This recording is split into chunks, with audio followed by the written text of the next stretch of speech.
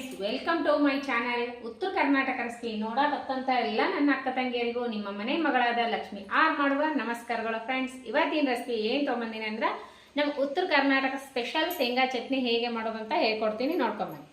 ಚಟ್ನಿ ಯಾಕೆ ಮಾಡತ್ತೀನಿ, ಅದನ್ನೇ ಯಾಕೆ ರೆಸಿಪಿ ತೊಗೊಳಕತ್ತೀನಿ ಅಂದ್ರೆ ಒಬ್ರು ನಮ್ಮ ಮಕ್ಕಳ ಫ್ರೆಂಡು ಕೇಳ್ಯಾರಿ ಈ ಚಟ್ನಿ ಯಾವ ರೀತಿ ಮಾಡ್ತೀನಿ ಅಂಟಿ ತೋರಿಸ್ರಿ ಒಂದ್ಸರಿ ಅಂತ. ನನ್ನ ಮಕ್ಕಳಿಗೆ ನಾ ಕಟ್ಟಿ ಕಳಿಸಿರ್ತೀನಲ್ಲ ಹಾಸ್ಟೆಲ್ಯಾಗ, ಅವರು ಕೇಳ್ಯಾರ ಯಾವ ರೀತಿ ಮಾಡ್ತೀವಿ, ಚೆನ್ನಾಗಿರ್ತೈತಿ ಚಟ್ನಿ, ಸೂಪರ್ ಇರ್ತೈತಿ ಟೇಸ್ಟ್ ಅಂತ. ಹಾಗಾಗಿ ಈ ಚಟ್ನಿ ರೆಸಿಪಿ ನಾನು ಶೇರ್ ಮಾಡತ್ತೀನಿ. ಮತ್ತು ಇದೇನು ಶೇಂಗಾ ಚಟ್ನಿ ಹಾಕ್ಯಾರಂತ ಅನ್ನಕ್ಕೆ ಹೋಗ್ಬೇಡ್ರಿ, ಅದು ತುಮಕೂರು ಸೈಡ ಅವರು ಮಾಡಲ್ಲಲ್ಲ. ಫ್ರೈ ಮಾಡ್ಕೊಳ್ಳೋಣ. ಶೇಂಗಾ ಕ್ಲೀನ್ ಮಾಡಿರ್ತೀನಿ, ಇವು ಚೆನ್ನಾಗಿ ಫ್ರೈ ಮಾಡ್ಕೊಳ್ಳೋಣ. ಈ ಶೇಂಗಾ ಹುರ್ಕೋಬೇಕು, ಚಟ್ಪಟ್ ಅಂತಿರ್ಬೇಕು, ಈ ರೀತಿ ಕಣ್ಣು ಬೀಳ್ಬೇಕು, ಕುರ್ಮ್ಯಾಗ ಹಚ್ಚಕ್ಕೆ ಹುಡ್ಬೇಕು. ಈ ರೀತಿ ಹುರಿದ್ರೆ ಚಟ್ನಿ ಟೇಸ್ಟ್ ಭಾರಿ ಆಗತ್ತೆ ರೀ. ಈ ರೀತಿ ಹುರ್ಕೊಂಡಿವಲ್ಲ, ಈಗ ಬಂದ್ ಮಾಡೋಣ ಗ್ಯಾಸು. ಇವು ಆಗಲಿ.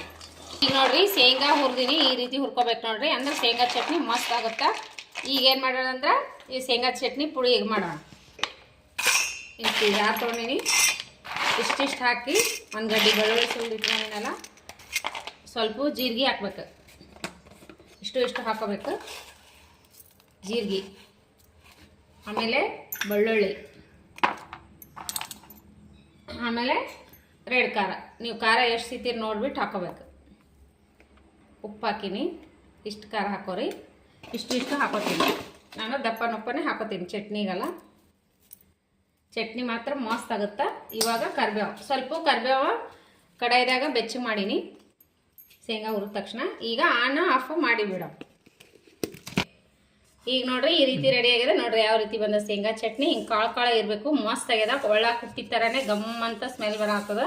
ಈ ರೀತಿ ಮೆತ್ತಗೆ ಮಾಡ್ಬೇಕು ನೋಡ್ರಿ, ಕೈಲಿ ಸ್ವಲ್ಪ ಈ ರೀತಿ ಉಂಡುಂಡಿ ಬರಬೇಕು. ಶೇಂಗಾದ ಖಾರ ಮಸ್ತ್ ಆಗ್ಯದ. ಈ ರೀತಿ ಮಾಡ್ಕೋರಿ, ಸಿಂಪಲ್ ಆದ್ರೂ ಟೇಸ್ಟಿ ಆಗಿರ್ತದ. ಮಸ್ತ್ ಚಪಾತಿ ತುಪ್ಪ ರೆಡಿ ಐತೆ ನೋಡ್ರಿ, ಸೂಪರ್ ಆಗಿ. ಬಿಸಿ ಅನ್ನ ತುಪ್ಪದ ಜೊತೆ ಮಸ್ತ್ ಅದ ನೋಡ್ರಿ. ಚಪಾತಿ, ಮೊಸರು, ರೊಟ್ಟಿ ಜೊತೆ, ಕಡಕ್ ರೊಟ್ಟಿ ಮೊಸರು ಜೊತೆ ಮಸ್ತ್ ಆಗುತ್ತೆ. ಈ ರೀತಿ ಚಟ್ನಿ ನೀವು ಮಾಡ್ಕೊಂಡು ಊಟ ಮಾಡ್ರಿ.